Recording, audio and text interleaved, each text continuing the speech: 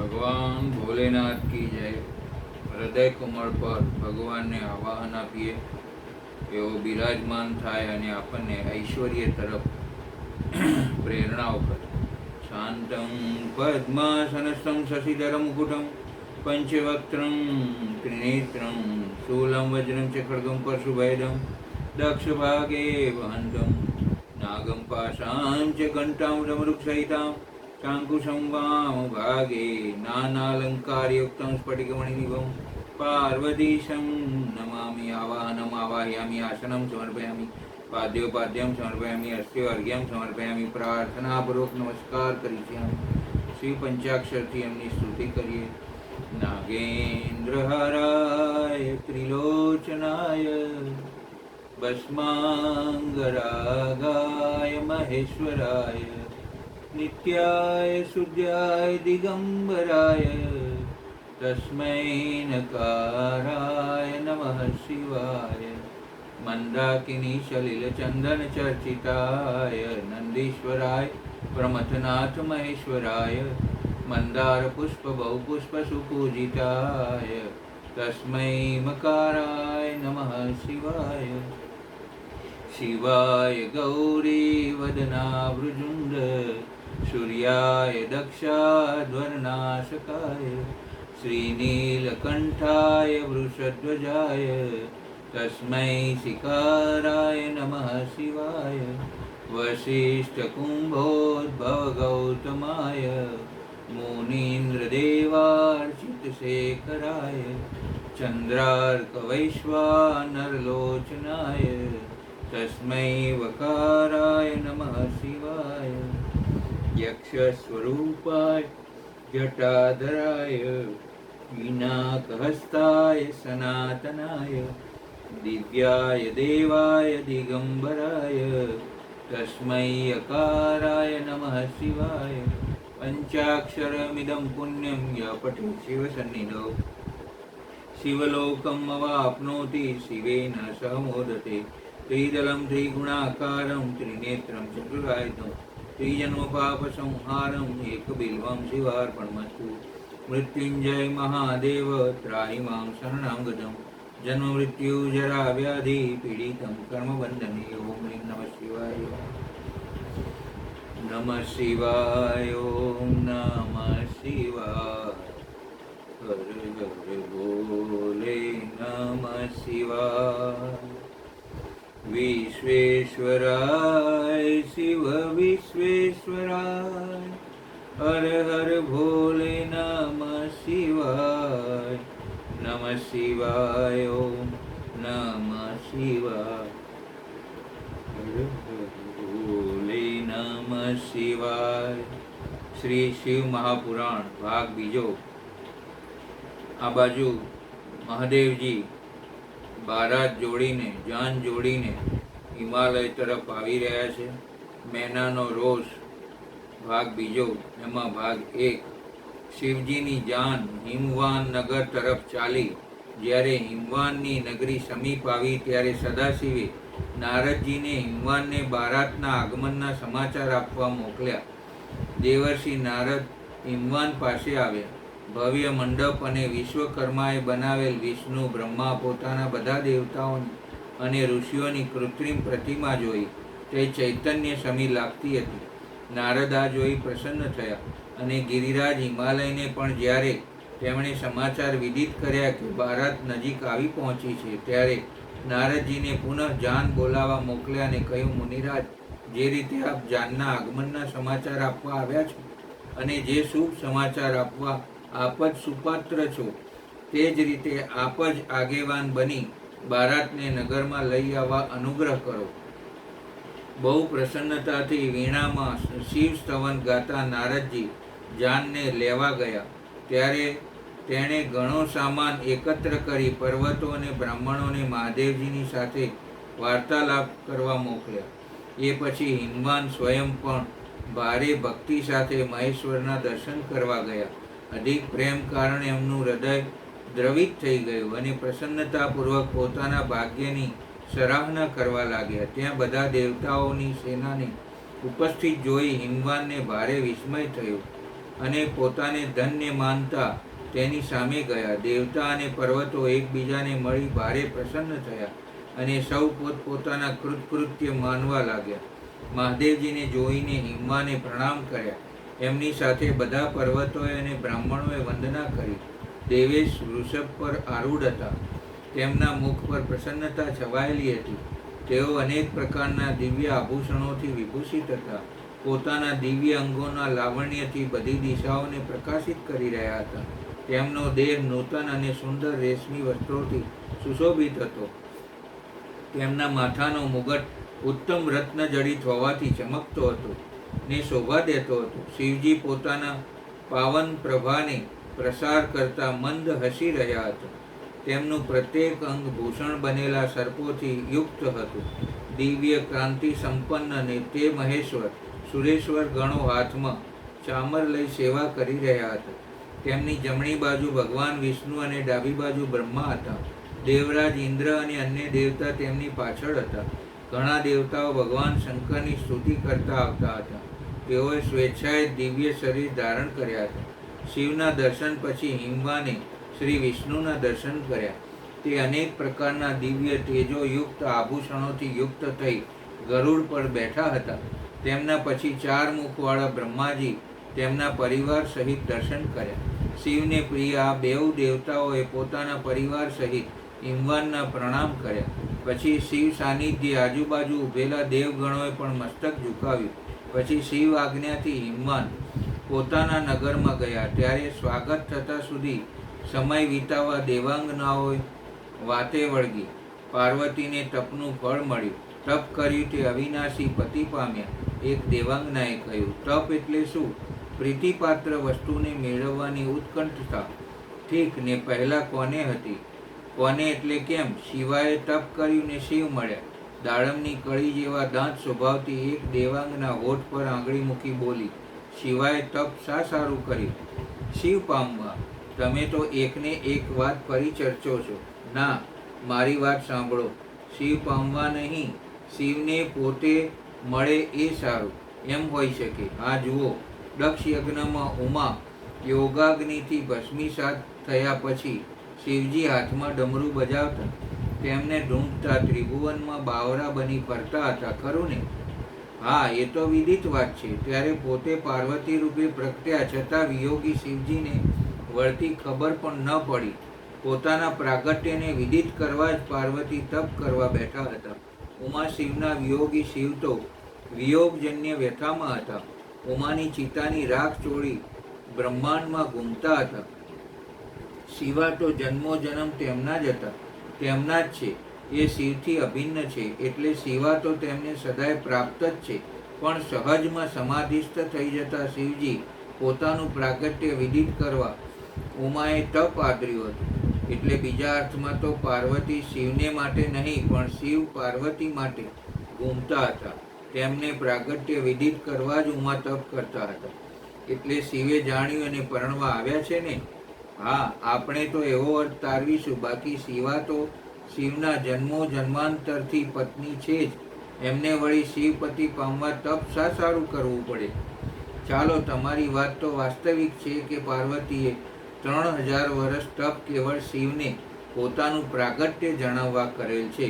પણ અહીં એક ભયસ્થાન છે. હો, શું?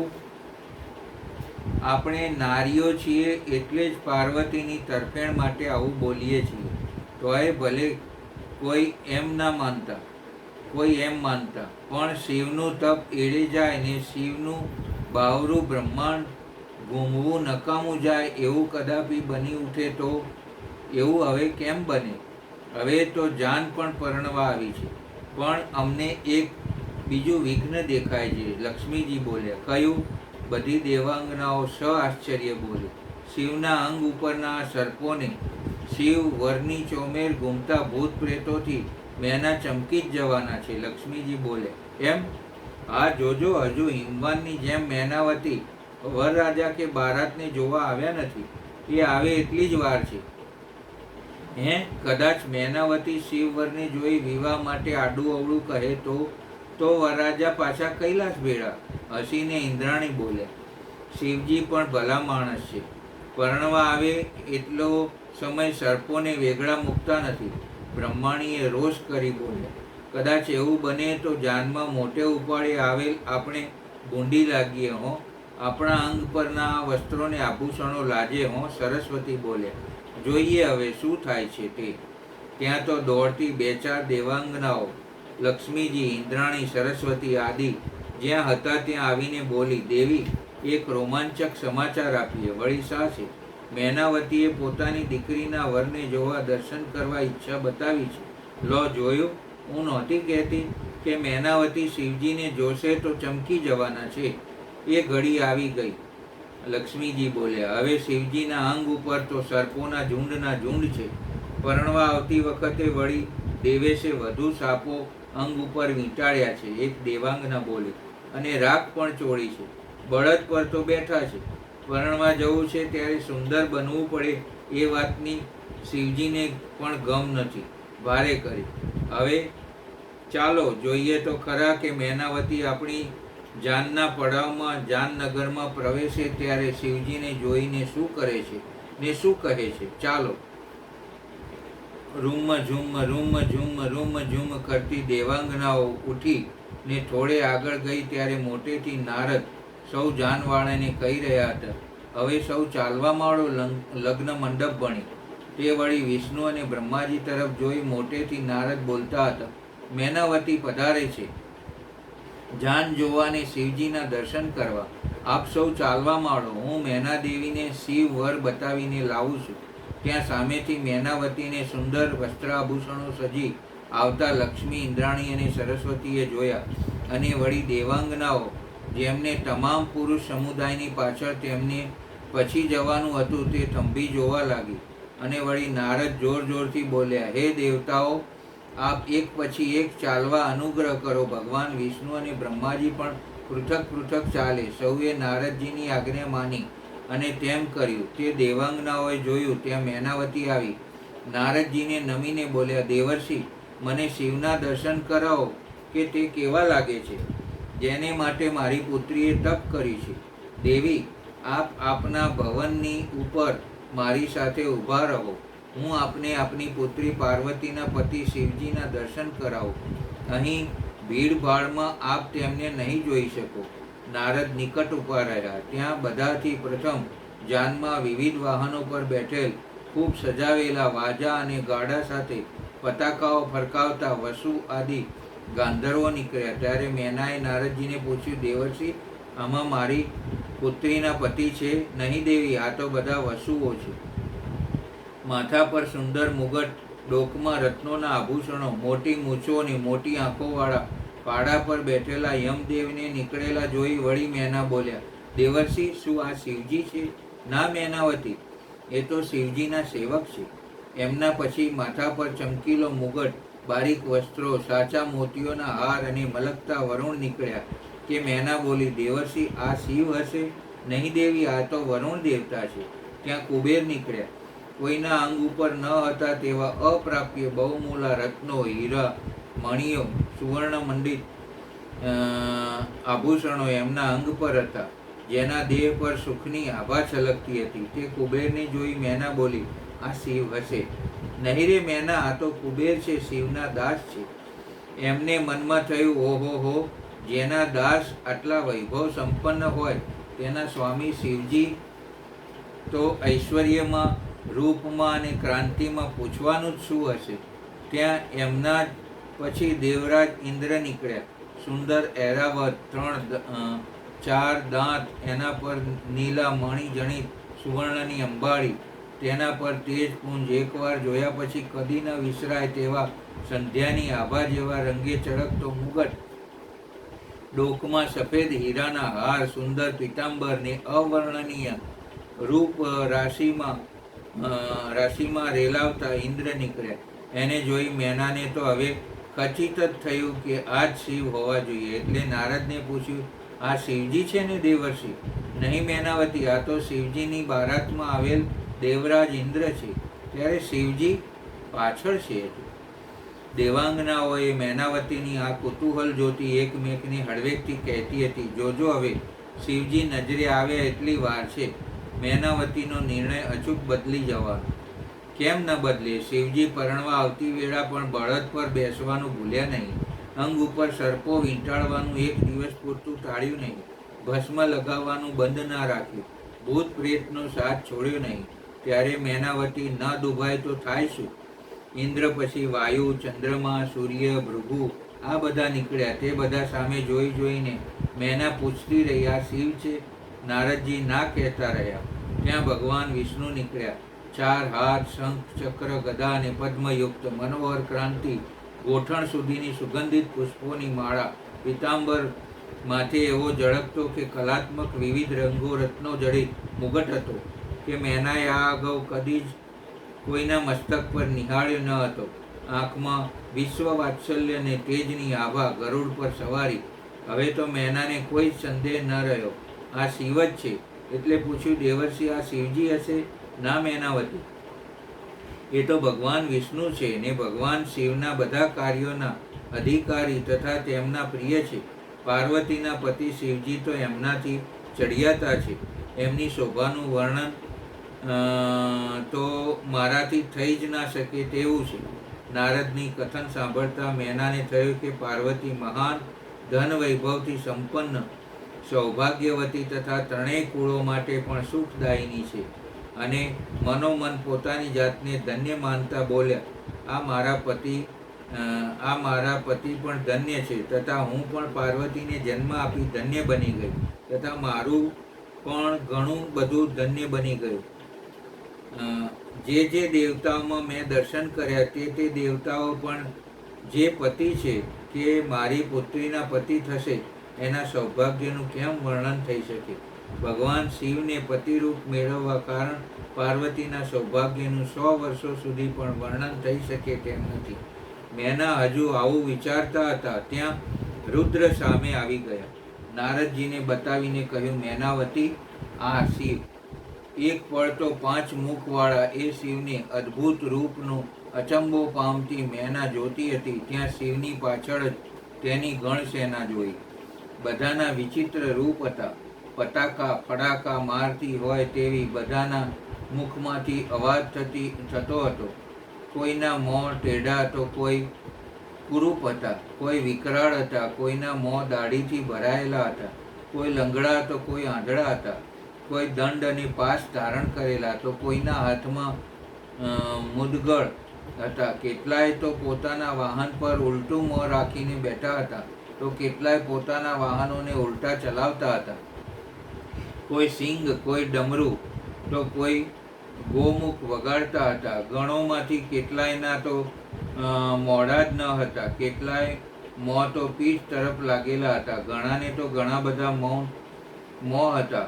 એ જ રીતે કોઈ હાથ વિનાના હતા, કોઈ હાથ ઉલટા હતા. કેટલાયના ઘણા હાથ હતા, કેટલાયના ખરાબ માથા હતા, કેટલાયના કાન ન હતા. આવા વિકૃત આકારવાળાને ભયંકર ગણ એટલા બધા હતા કે જેની સંખ્યા ગણી શકાય તેવી જ ન હતી. આ બધા સામે આંગળી ચીંધી નારદજી બોલ્યા, ભદ્રે, પહેલા હરના સેવકોને જુઓ, પછી તેમનું પણ દર્શન કરજો.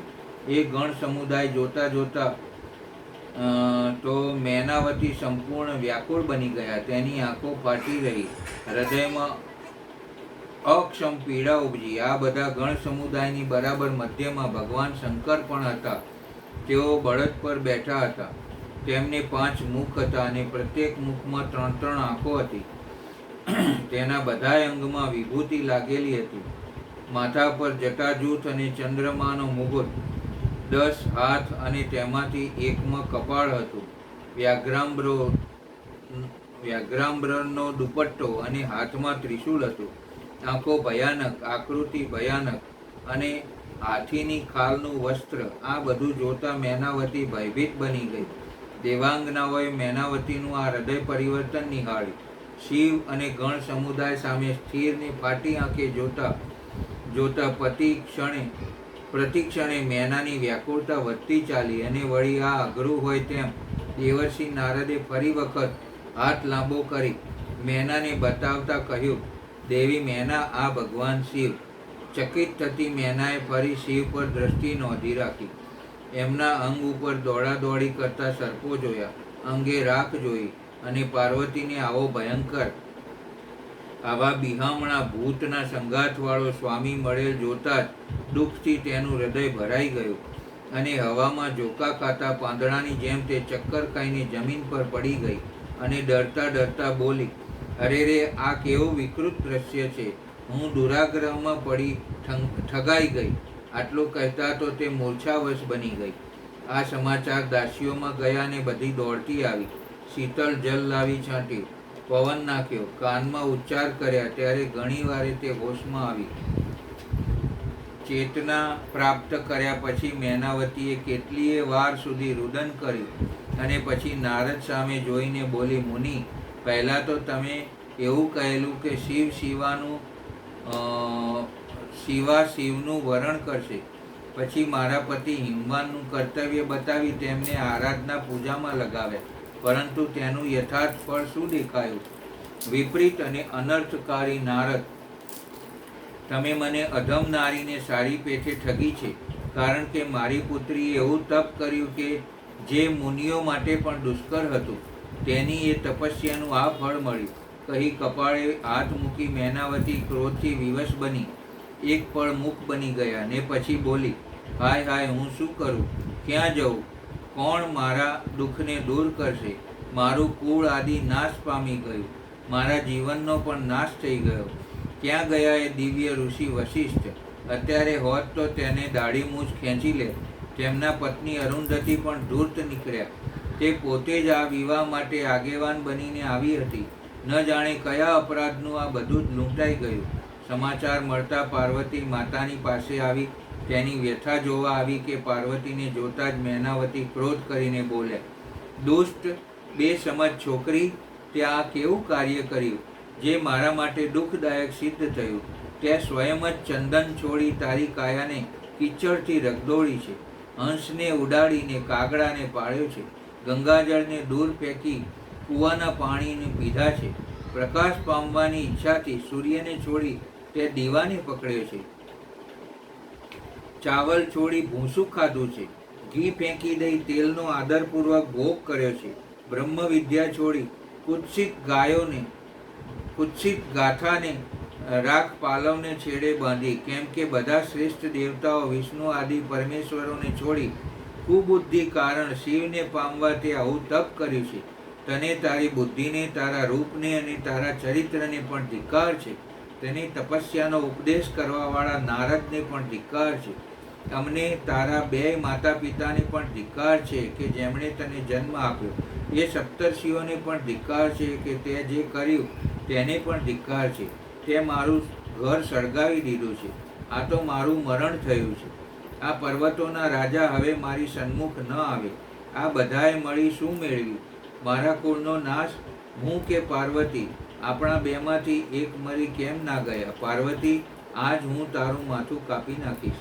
આટલું ઉત્તેજનાપૂર્ણ બોલતા બોલતા મેનાવતી ફરી પાછા મૂર્છિત બની ગયા. ભાગ 2. પુરુપ સુરૂપ. લગ્નના ગવાતા મંગળ ગીતો વચ્ચે દેવાંગનાઓનો સમુદાય, દેવગણો અને ઋષિમુનિઓ હાહાકાર કરી ઉઠ્યા. તે સૌને કાને મેનાવતી શિવ સાથે પાર્વતી નથી પરણાવવાના એ વાત ગઈ. જોયું, આખરે મેં કહ્યું હતું ને, ધાર્યું હતું તેમ જ થયું ને. મેનાવતી શિવને જોતા જ છળી ઉઠ્યા અને લક્ષ્મીજી બોલ્યા, સાચે જ એવું થયું. હવે શું બનશે? ઇન્દ્રાણી ચિંતાતુર બનીને બોલ્યા. મેનાવતી બધાને ફિટકારે છે, ધિક્કારે છે. હા, પણ માને થાય જ ને. વિશ્વમાં અજોડ રૂપ ગુણવતી પોતાની પુત્રી એમને ન ગમતા ઠેકાણે જાય એનો રોષ તો કોને ન થાય? પણ શિવ તો યોગી છે, અવિનાશી છે, નિર્વિકાર છે. આ વાત મેનાવતી માને તો ને. કોઈક સમજાવશે. અહીં આટલા બધા દેવો છે, ખુદ વિષ્ણુ ને બ્રહ્મા છે, તો પણ મેના માટે સમજવું કઠણ છે. કારણ કે તેમની જેટલી બુદ્ધિ છે તેટલામાં નિર્વિકાર શિવનું સાચું સ્વરૂપ કદાચ તેઓ નહીં સમજી શકે. પાર્વતી સમજાવે તો, અરે રે, એ બિચારા મા પાસે હોઠ પણ કેમ ઉગાડી શકે? લજ્જાથી એમનું મોં સિવાય ગયેલું જ હોય ને. હવે થશે શું? બારાત નગરમાંય પહોંચી ગઈ. મેનાવતીએ પતિ હિમવાનને પણ નજીક આવવા ના કહી દીધી. માં છે ને પુત્રીને આવા ભૂત પ્રેતના સંગાથી રાખ ચોળેલા અને સર્પોવાળા પતિ કોણ ઈચ્છે?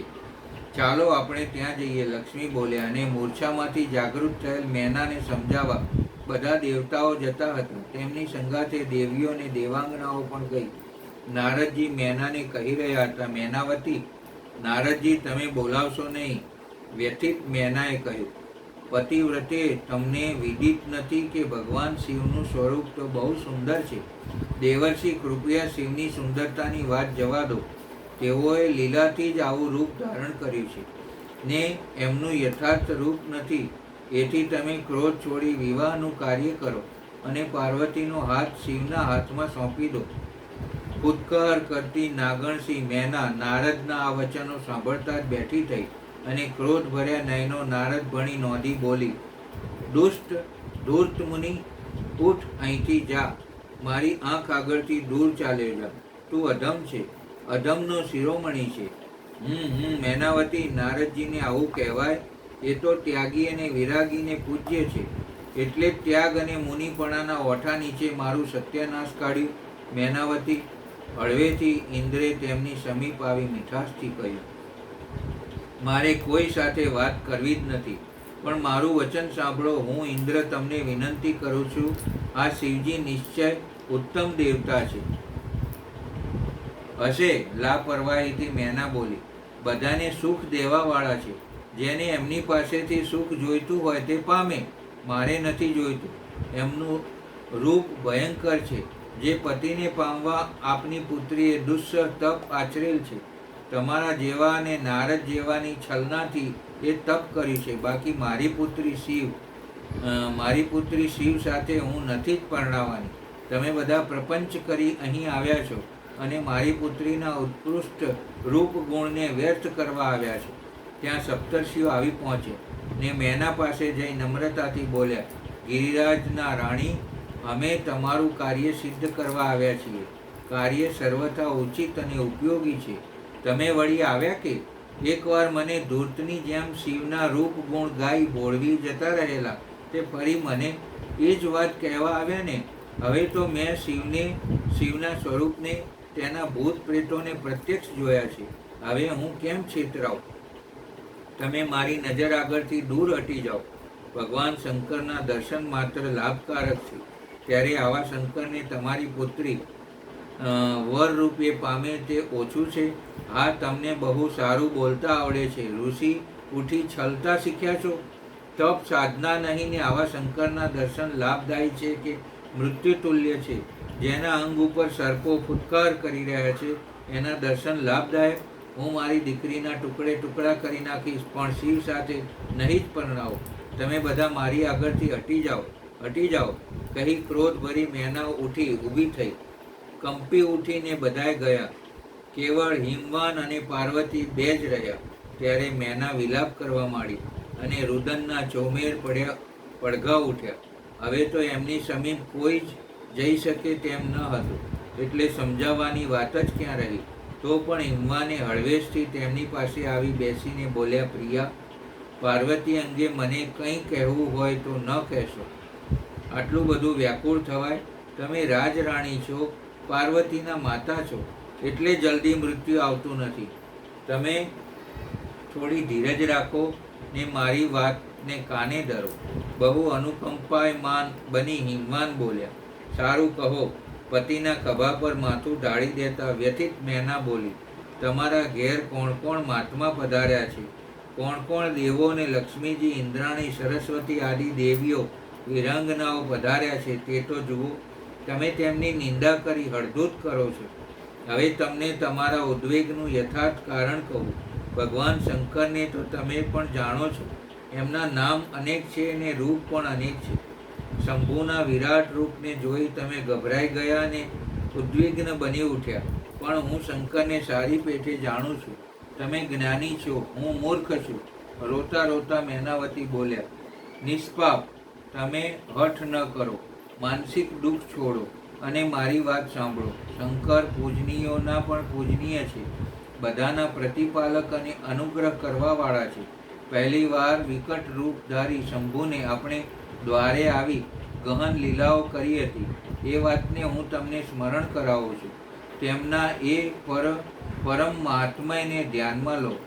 સુવ્રતે એ સમયે તમે મને તેમને કન્યા આપવા સ્વીકાર કર્યો હતો. નાથ, તમારે જે કહેવું હોય તે હજુએ કહો, હું સાંભળીશ. પણ મારી પુત્રીનો વિવાહ ભયંકર શિવ સાથે નહીં કરો. ચાહે તો મારી પુત્રીને ગળે રસ્સી બાંધી સમુદ્રમાં ડૂબાડી દો, પર્વત પરથી નીચે પછાડો, પણ હું તેને હરના હાથમાં નહીં આપું. પછી મને મારી નાખો ને પૂરા સુખી બનો. હિમવાન હતાશ થયા. નિરાશા તેમને ઘેરી વળી. બહાર ચારે બાજુ જાનના અતિથિઓ સમુદ્રની જેમ હડૂડતા હતા. તેમના સ્વાગત સમારોહમાં ઉણપ આવતી હતી. મુનિઓ, દેવો ને અન્ય ડૂબાતા હતા. વ્યથિત પિતાના વેદના પાર્વતી સમજી ગયા અને મા સામે જોઈ મીઠાશથી બોલ્યા, મા, કેમ બેટા, મારી વાત સાંભળશો? કહે, તારી વાત સાંભળીશ. આકડા નહીં બનો ને. ના, તમારી બુદ્ધિ તો શુભકારક છે, એ આ સમયે વિપરીત કેમ બની ગઈ છે?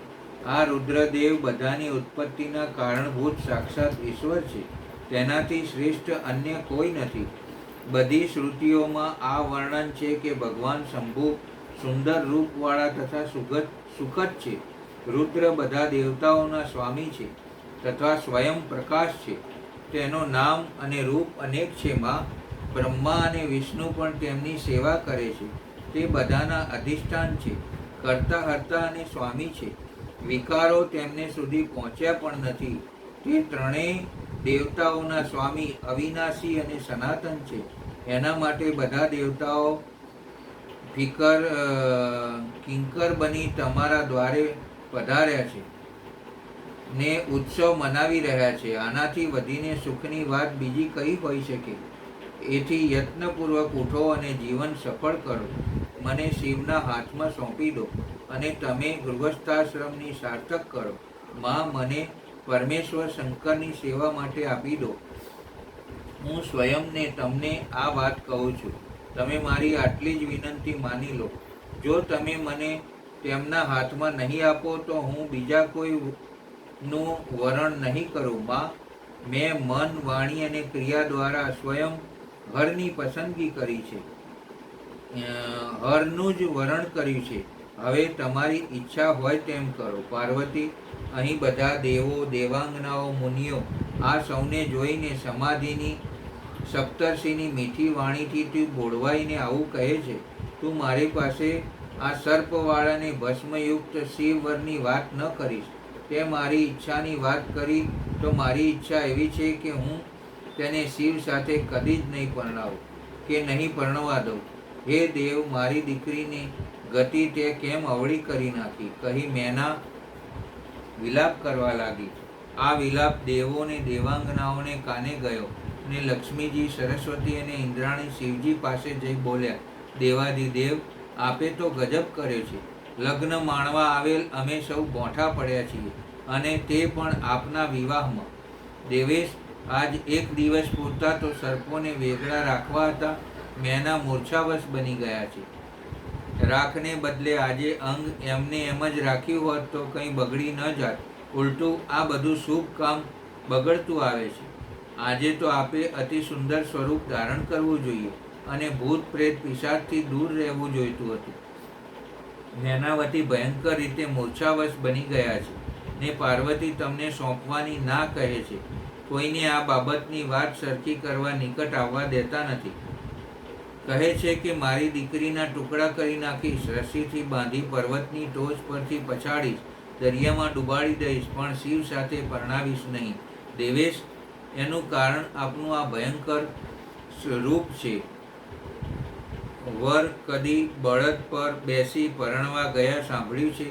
દેવીઓ, આપની આ વાત યથાર્થ હશે ત્યાં ભગવાન વિષ્ણુ શિવજી પાસે આવે અને દેવીઓને તેમની સમીપ સંભાષણ કરતા જોઈ બોલ્યા, મહાદેવજી, લગ્ન કાર્યમાં વિક્ષેપ નારીઓ સૌ પ્રથમ સહી શકતી નથી, કારણ કે લગ્ન એમને ગમ્ય છે.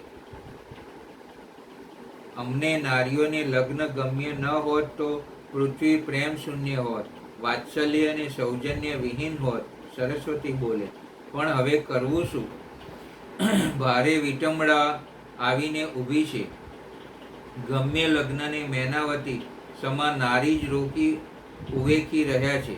વિષ્ણુ ભ્રુકુટી ભેળી કરી ચિંતા ભર્યા સ્વરે બોલ્યા, જે લગ્નમાં નારીઓ આગેવાન નથી અને નારીઓની સલાહ લેવાતી નથી, એ લગ્નમાં આવું જ બને. લક્ષ્મી બોલ્યા, તમને સલાહ આપવા કોણે ના કીધી હતી? વિષ્ણુજી બોલ્યા, નારદજી આગેવાન હતા, અમારાથી કેમ કંઈ બોલાય? એ રહ્યા જન્મના વિરક્ત, લગ્ન વિવાહ પ્રસંગના આયોજનની એમને કેમ ખબર પડે? ઇન્દ્રાણી બોલ્યા, ભાઈ નારદ આ શિવજીની જેમ એકદા પરણવા ગયા હતા. રાજા શીલનિધિની કન્યાના સ્વયંવરમાં શિવજીની જેમ જ ભયંકર વાંદર મુખ હતું. કન્યાએ વરમાળા બીજાને પહેરાવી ને ધુઆ પુઆ થતા નારદ આડેધડ જે સામે દેખાય છે તે બધાને શાપ આપી દીધા હતા. આવા નારદજી જ્યાં આગેવાન હોય ત્યાં આવું જ બને ને? તો શું લગ્નના મંગળ ગીતો ગવાય? આ યજ્ઞનો અગ્નિ માંડ્યો બુજાય. વિષ્ણુ શિવજી બોલ્યા, આજ્ઞા મહારાજ, આપ આ ગૂંચ ઉકેલો. સારું મહારાજ, આપના સિવાય આ દેવીઓના કથનને કોઈ ખોટું નહીં પાડી શકે. હું મેનાવતી પાસે જાઉં છું. શિવપ્રિય વિષ્ણુ શીઘ્ર ગતિએ મેનાવતી પાસે આવ્યા. વિલાપ કર્યા પછી મેના હમણાં જ શાંત પડી અસ્ફુટ શિવના રૂપના શબ્દ ઉચ્ચારતી હતી. એમની સમીપ જઈ બેસી વિષ્ણુ બોલ્યા, દેવી, મારી વાત સાંભળો અને સાથોસાથ વિશ્વાસ કરો. તમે ગિરિરાજ હિમાલયના ગુણવાન પત્ની છો. એ રીતે તમારો સંબંધ સાક્ષાત બ્રહ્માજીના ઉત્તમ કુળથી છે. સંસારમાં તમારા સહાયક એવા છે. તમે ધન્ય છો. હું તમને શું કહું? તમે તો ધર્મના આધારભૂત છો. તો પછી ધર્મનો ત્યાગ કેવી રીતે કરી શકો છો? તમે સારી પેઠે વિચારો તો ખરા. બધા દેવતા, ઋષિ, બ્રહ્માજી અને હું બધા જ વિપરીત વાત કેમ કરીશું? તમે શિવને જાણતા નથી. તે નિર્ગુણ પણ છે અને સગુણ પણ છે, કુરૂપ છે અને સ્વરૂપ છે, બધાના સેવ્ય તથા સત્પુરુષોના આશ્રય છે. તેઓએ મૂળ પ્રકૃતિ રૂપા દેવી ઈશ્વરીનું નિર્માણ કર્યું અને તેની બાજુમાં પુરુષે તેમને નિર્માણ કરીને બેસાડ્યા. આ બેઉથી સગુણ રૂપમાં મારી અને બ્રહ્માની ઉત્પત્તિ થઈ. પછી લોકોના હિત કરવા સારું તે સ્વયં રુદ્ર પણ પ્રગટ થયા. તે પછી વેદ, દેવતા તથા સ્થાવર અને જંગમ રૂપે જે કંઈ દેખાઈ રહ્યું છે તે સારું જગત પણ ભગવાન શંકરથી ઉત્પન્ન થયું. તેના રૂપનું યથાર્થ વર્ણન હજુ સુધી કોણ કરી શક્યું છે? અથવા કોણ તેના રૂપને જાણે છે? હું તથા બ્રહ્માજી પણ જેનો અંત પામ્યા નથી, એના પાર બીજો કોણ પામી શકે? બ્રહ્માથી થઈ કીટ પતંગ જે કંઈ જગત દેખાય છે તે બધું શિવનું સ્વરૂપ છે. એવું જાણી આ વિષયમાં કોઈ બીજો વિચાર કરવો જોઈએ નહીં. તે પોતાની લીલાથી આવા રૂપે અવતીર્ણ થયા છે અને શિવાના તપના પ્રભાવે તમારા દ્વારે આવ્યા છે. તેથી હિમાલયના પત્ની, તમે દુઃખ છોડો અને શિવનું ભજન કરો. એથી તમને આનંદ પ્રાપ્ત થશે અને તમારો બધો ક્લેશ મટી જશે. વિષ્ણુની કોમળ માધુર્ય વળુંબી સમજાવટની મેના પર કંઈક અસર થઈ ને તે બોલ્યા, વિષ્ણુ, મનમાં જે હોય તે કહો. શિવના મહત્વનો હું સ્વીકાર કરું છું, પણ મારી કન્યા શિવ સાથે પરણાવીશ તો નહીં. શિવનું મહત્વ પીછાની તોય રંજ. એ ભયંકર રીતે કુરૂપ છે. તેઓ સુંદર રૂપ ધારી લે તો હું મારી પુત્રીને પરણાવું. અન્યથા કોટી ઉપાયે પણ હું મારી પાર્વતીનો વિવાહ શિવ સાથે કરીશ નહીં. આ વાત હું સચ્ચાઈ અને દ્રઢતાથી કહું છું. દેવી મેના ચૂપ બની ગઈ. વાતાવરણ કંઈક હળવાશ આવી, આશા પ્રગટી અને વિષ્ણુએ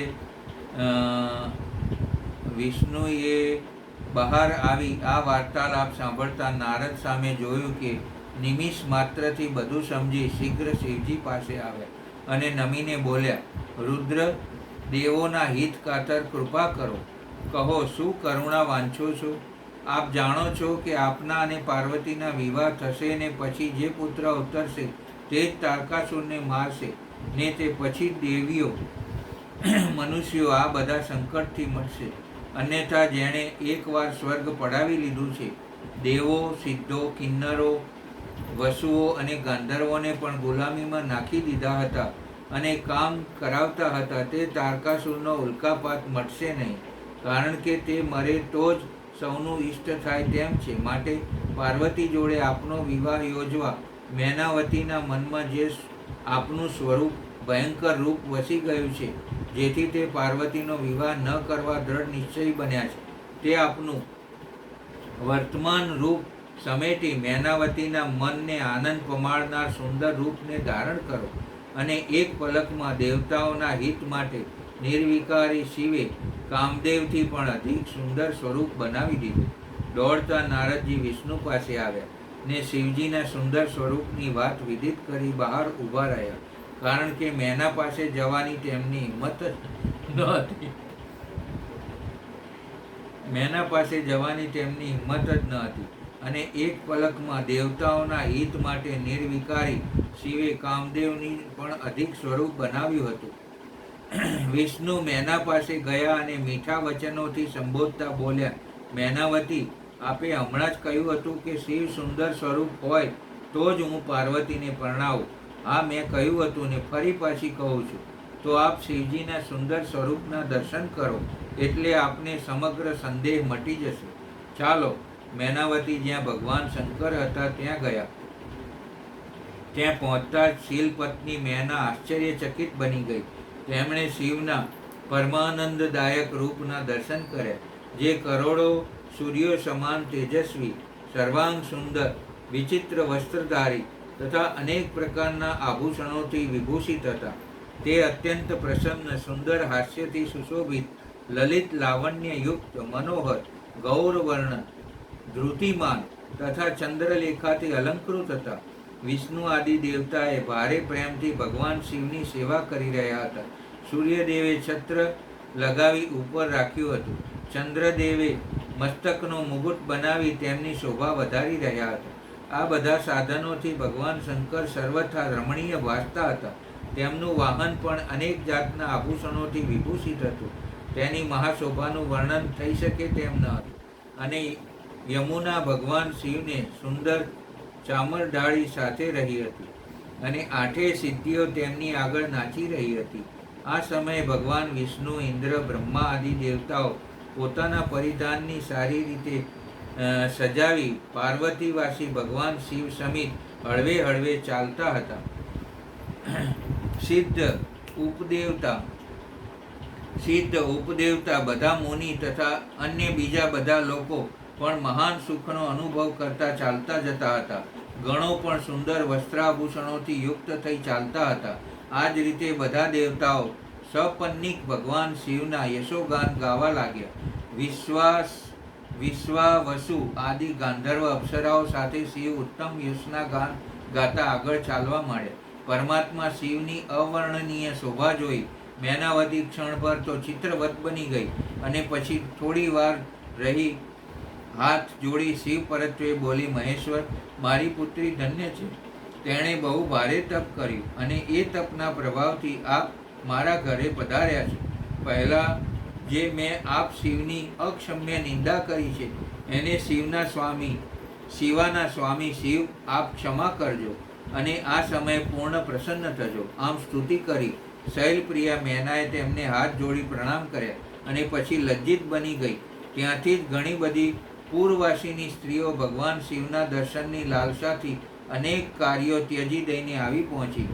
જે જેવી હતી તેવી જ અસ્તવ્યસ્ત રૂપમાં દોડી આવી. ભગવાન શંકરનું તે મનોહર રૂપ જોઈ તમામ મોહિત બની ગઈ. શિવના દર્શનથી હર્ષોત્ફુલ બની પ્રેમપૂર્ણ હૃદયવાળી તે નારીઓએ મહેશ્વરની આ અતુલનીય અવર્ણનીય રૂપ મૂર્તિને મન મંદિરમાં બેસાડી દીધી. અહીં આપણે વિરામ લઈશું.